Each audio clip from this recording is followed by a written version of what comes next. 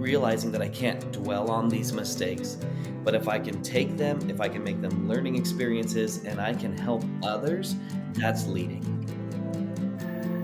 Welcome to the Crucible Project Podcast. The Crucible Project is a nonprofit organization committed to creating a world of men and women who live with integrity, grace, and courage, helping them to fulfill their God-given purpose. This podcast will discuss important and sometimes difficult topics while delivering practical life applications with men and women who are currently practicing this work. We are igniting Christ-like change in men and women through experiences of radical honesty and grace.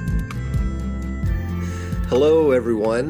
This is the Crucible Project Podcast, and I'm your host today, Tim Rush, and I am joined by James Damey, leader extraordinaire. We're talking today about leadership, largely because I want to be a better leader, and I thought that this would be a good way for my own growth, and so you are welcome to come along for the journey, and I hope that you can get something out of this too. So James, tell us a little bit about yourself. Where are you coming from? What do you do? Yeah. Hey, Tim, thanks for having me on today. I'm a leader with an organization that pretty much pours into other leaders. We disciple leaders, and I love doing it. I've been a worship leader for 27 years and just stepped out of that role in the church to step into this role in mentoring and coaching. And so, the organization I'm a part of is called Next Level Worship International. And that's what we do. It's kind of like there's evangelism, that's a tier. And then there's mentoring lay workers or volunteers. That's another level. But we're on that third tier where we mentor the leaders. And Oh man, it really is a good work. that sounds like exponential leadership when you are leading other leaders. Yeah, and it's very humbling. Wow, yeah, I bet. So, James, with your leadership journey, at what point were you young when you knew people follow me? Like, how did you know that you were a leader? Oh, sure. Well, at first I didn't know. So I grew up as a worship leader. I started at 15 in my dad's church. At the age of 15, my dad said, "I see this in you."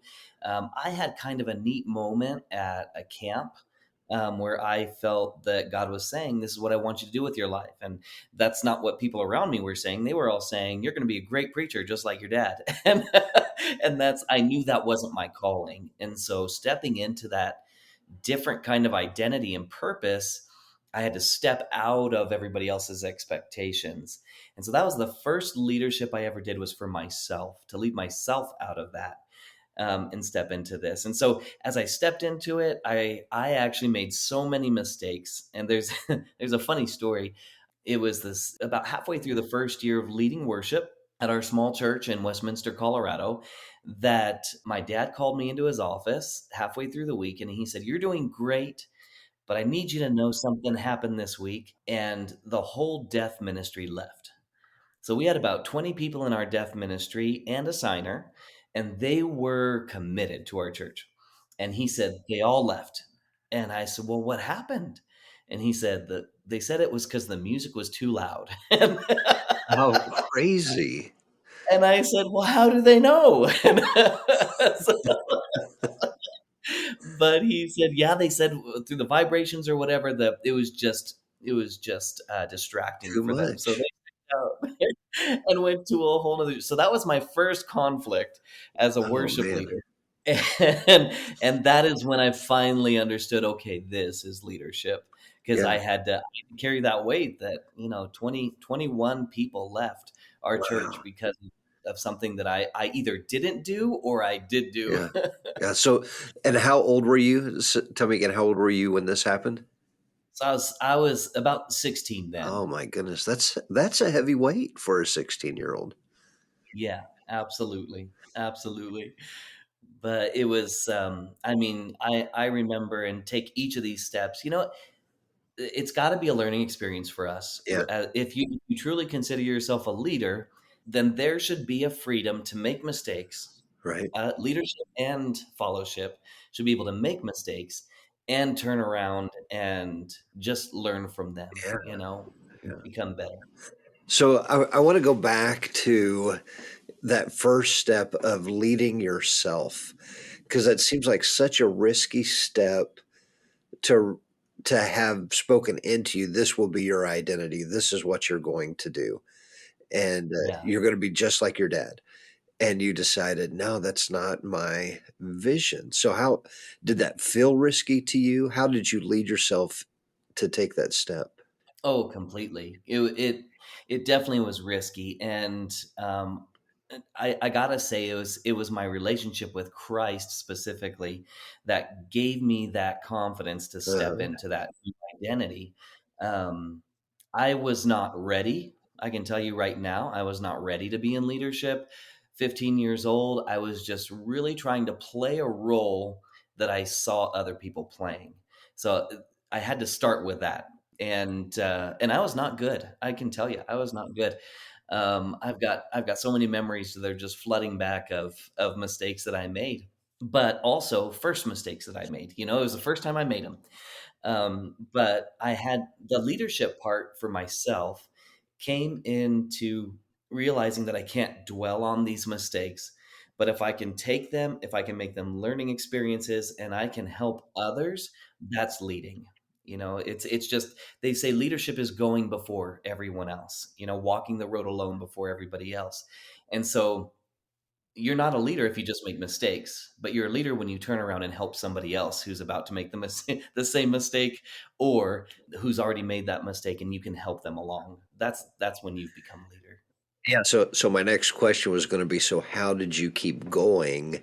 But I feel like you answered that question before I got there. You Oh, no. The kept going part was twofold. First of all, for me, I really felt a leading that this is what God wanted me to do. Yeah. That's where my confidence came from. It wasn't in who I am or my skills or my talent as a 15, 16-year-old. That it wasn't there.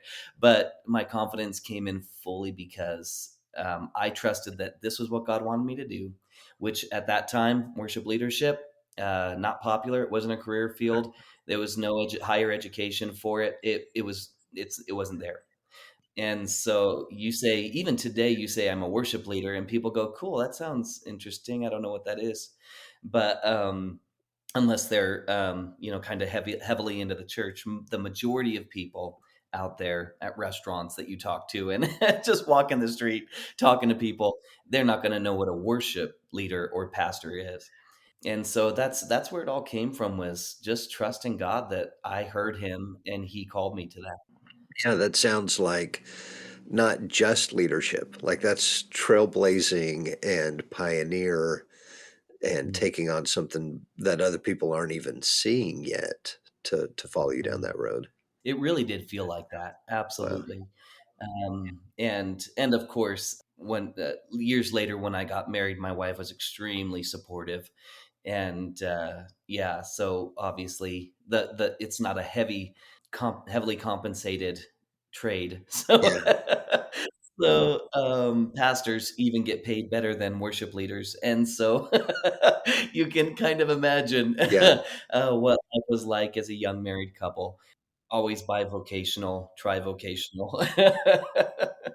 Yeah. So if you could go back and talk to that 16-year-old, what would you tell him? 16-year-old James, boy, you do this well. Wow, that's quite a question, Tim. It would be you care Hmm. well, um, because that is the most that has to be the motivation of a leader. It can't be to produce something. That's a manager. It can't be to just pull something out of people that they can have or use. A leader has to start with care, Uh, and especially in the church, I'd say a leader has to start with care. It doesn't end well in any situation if the leadership starts with "What can I get from you?" And that's what I think I did well. Is I realized my immaturity. I realized that I only had really one talent, and that was music. Um, and and that's a that big it. talent, by the way. Well, Those thank of us you, that thank you. That's don't nice. have it are on the sidelines jealous. So Oh no. Yeah, but it all shies to the idea of care. Yeah. And I cared about people as a kid. I just cared about people. So how has that evolved, that being a caring leader? What does that look like today as you're caring for the leaders that you're training? Oh yeah. Well, the funny thing is it's so similar. It's so similar because if you take a business mindset to what we're doing, we could make some money just by getting in to the church, giving them some tips, some habits, getting out, collecting a check. But that doesn't ever correspond with growth for the leader or for the person or for the team. You know, where it comes from is and how it corresponds really is about the prayer aspect of it, partnering with people, showing them that, we really are so similar, every single one of us. And we start every day a lot of time by doubting ourselves, by feeling not enough, by feeling unworthy of what we have to step into in just an hour, getting ready, getting out of the house, getting to where we're supposed to be and lead and train and guide, all those words about what we actually do throughout the day. But what it comes down to is building relationships, and that's where the care comes in. Is one of the things that I so respect about our CEO, Dwayne Moore, is that he remembers people's names. He could just meet you. He did this the other week. We were in Indiana, and we were doing a conference, and we just met at the worship pastor's house to kind of have a time of prayer, devotion, and worship before the next day, the full conference that we did. And we were there for about 10 minutes, mingling, saying hi to people. And we sat down for the devotion time. And he went around the whole room and said everybody's name. And my jaw dropped because I met maybe 5 of the people, but there were 30 people there. And he remembered each one of their names, even the baby. The baby. Now, I remembered that name too because the baby's name was Thor. And that was You're going pretty to cool, remember I thought. Thor, baby Thor. Yep. Yeah. So we talk a lot in our Crucible communities about that part of ourselves that, in all honesty, we wish we could hide. Even from ourselves, we want to pretend like that part doesn't exist, that that's our natural go-to. But with Crucible, we learn to accept that part of ourselves and care for that part of ourselves. So where do you see that showing up in your leadership, where you're taking care of the part of you that you don't want other people to see, but this is what's true about James Damey, and it's got to be a part of who you are. Yeah. So that part of me, it's funny, we just talked about this in our family devotions this morning. So it's kind of right on the tip of my brain. I think God does that Mhm. sometimes for us when we don't know what's going on. But for me, it's that part that if I fail, if I make too many mistakes and I fail, it's going to make me unlovable. It's going to make me unwanted. And coming off of a specific instance in my life, that was a very real struggle that I had to face every day, is that I failed and my life had to change because I failed. And that was hard for me, and that's the part that's not pretty, that James thinks if he fails that he's not going to be loved.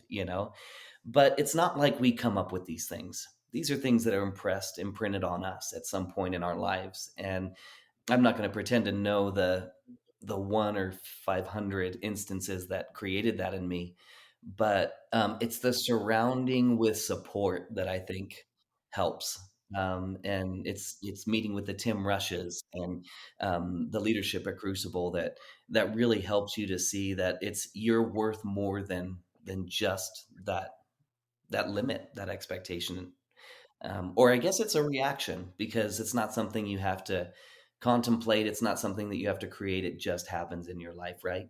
Yeah. So I'm super curious about that event when you're 16 and your dad pulls you aside and says, "Hey, this is happening." Was he aware? Because I can imagine, as a pastor, he's carrying the weight of, I did something wrong. And because of that, these people are leaving, and he's sharing with you, this is what's happened. This is why they're going. Did he know to take care of 16-year-old James, or were you on your own taking care of yourself there? Absolutely, he did not. So, and absolutely, I was not. Again, I didn't Yeah. know this part of me. He didn't know this part of me. And the thing I've learned from my dad is that a lot of times, and the things I've learned from Crucible too, is that a lot of times we're just moving along with our hurt. Yeah. It wasn't until Crucible I realized all of the baggage that I was carrying, just walking around with. And it came out in every conversation. It came out in every phone call, every issue that happened. It just came out all over people. And it was horrible. Like you said, that person that we don't want to show other people, we're going to show other people when we're at our worst. And so, no, my dad definitely didn't know that. I didn't know that about me. But honestly, it was through that I did learn a lesson that I can care for people, but at some point, people are going to do what they're going to do, and that might have been the reason that was told, but there could have been 5 or 6 reasons to get to the heart of why, and we'll never know that why. And so we can't let that sideline us as leaders, because sometimes we will never know the why. I feel really tender for the 16-year-old you that's stepping into leadership and finds out people are walking away. Because I've got my own messages that automatically start running for me in that scenario. Yeah, so I honor you for continuing on and leading yourself through that. I think it's an amazing Oh, journey. thank you, Tim. And it helped develop me in the next decades of leading worship. It really helped me um, to keep better relationships and communication open between people, to Yeah, understand that the congregation isn't just people that are there to be entertained, in a church setting, that the people I lead aren't there just to get something from me. They're people that I need to develop relationships with also, and know what's going on in their lives. So it really helped bolster that idea in me that I need to be more proactive in knowing people first, instead of just doing a job. so what you're saying is it wasn't wasted. Oh, no, The not at all. No, and it's something that continually comes to mind. Not that specific Yeah. situation, but over the years, all the different situations that I forgot who I was working with and started focusing on what I'm doing. And that, that loss of focus is what helped me understand that I need to be more proactive at that. Thanks, James. Yeah, so I think of myself as a reluctant leader, and I'm jealous of the guys that I see, that the story I tell myself is that they do this naturally. And if I were smarter, or if I were more like them, then I could do it too.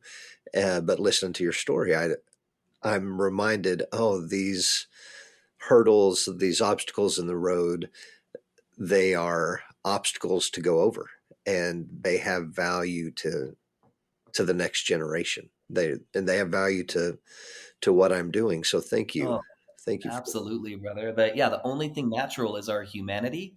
And so, and that's where all of our mistakes come from. So, yeah. getting above that to the supernatural, that's where we can make impact. And you're right, it takes intentionality to get there for everybody. Well, thank you very much. Thanks, James.